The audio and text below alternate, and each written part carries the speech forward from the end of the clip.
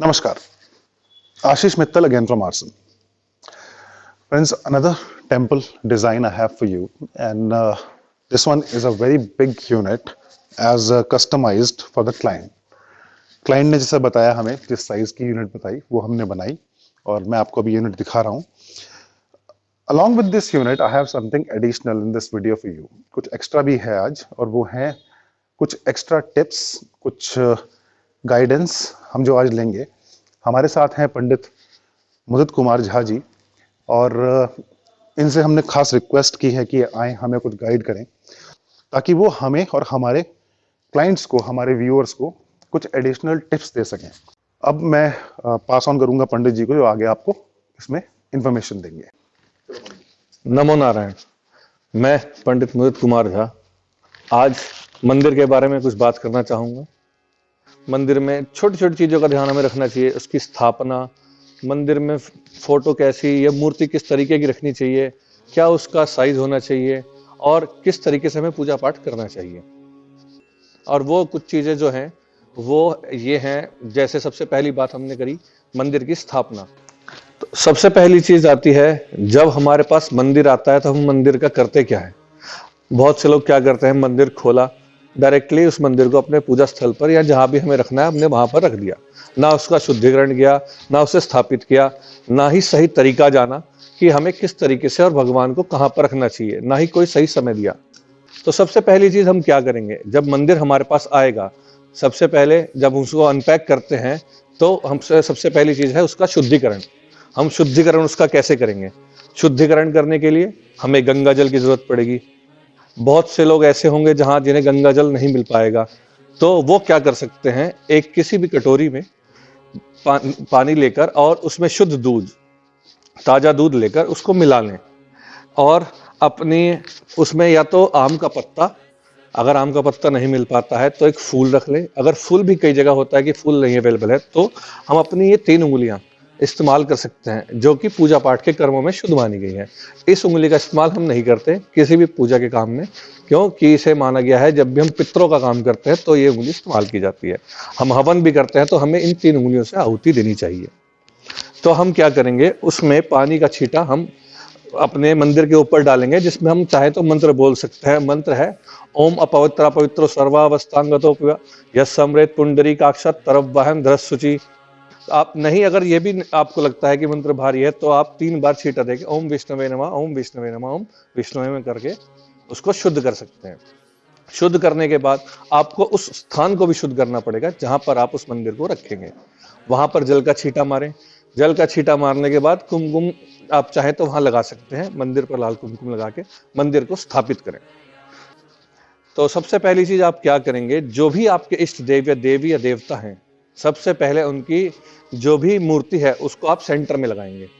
उसको सेंटर में लगाने के बाद बाकी जो भी, जैसे आपकी इष्ट हैं देवी दुर्गा, तो आप देवी दुर्गा की फोटो को बीच में लगाकर बाकी जो भी भगवान हैं उनके दाएं बाएं लगा सकते हैं.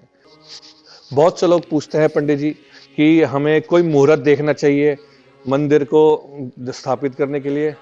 तो मुहूर्त तो हमें उस चीज़ के लिए देखना पड़ता है जब कोई हम काम करते हैं, कोई अच्छा काम या घर में प्रवेश करना हो अपने चीज़ के लिए. लेकिन हम जब उस भगवान को स्थान दे रहे हैं तो उसके लिए हमें कोई मुहूर्त देखने की ज़रूरत नहीं है.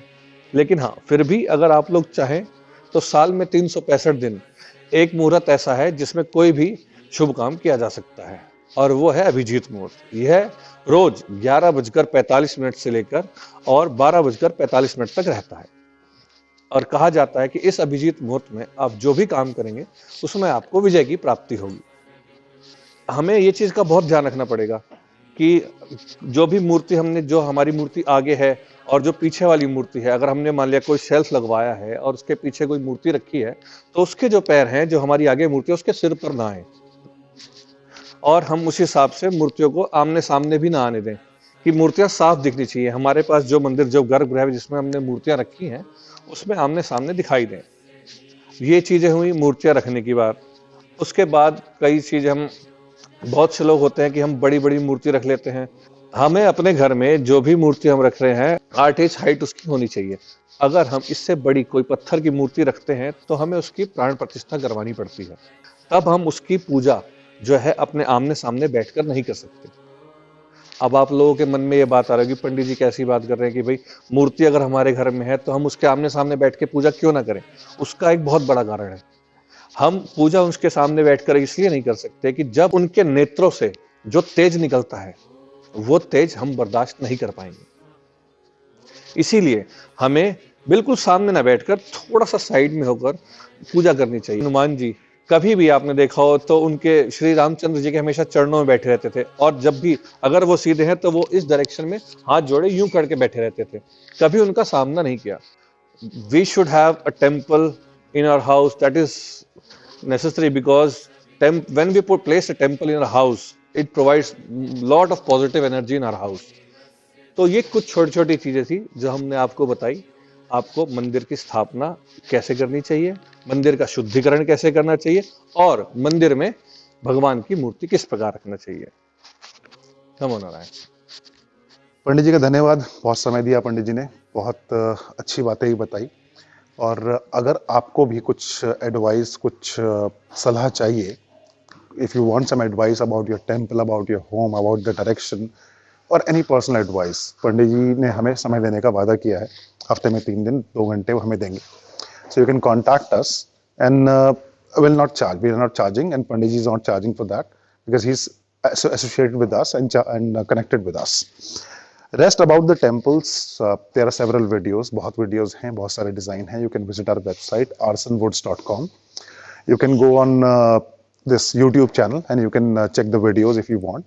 And if you have any advice for us, any suggestions, we're most welcome. This is our art, the work that we are doing and sending across the globe. Hope you like it. Request for a few comment of yours. Thank you so much.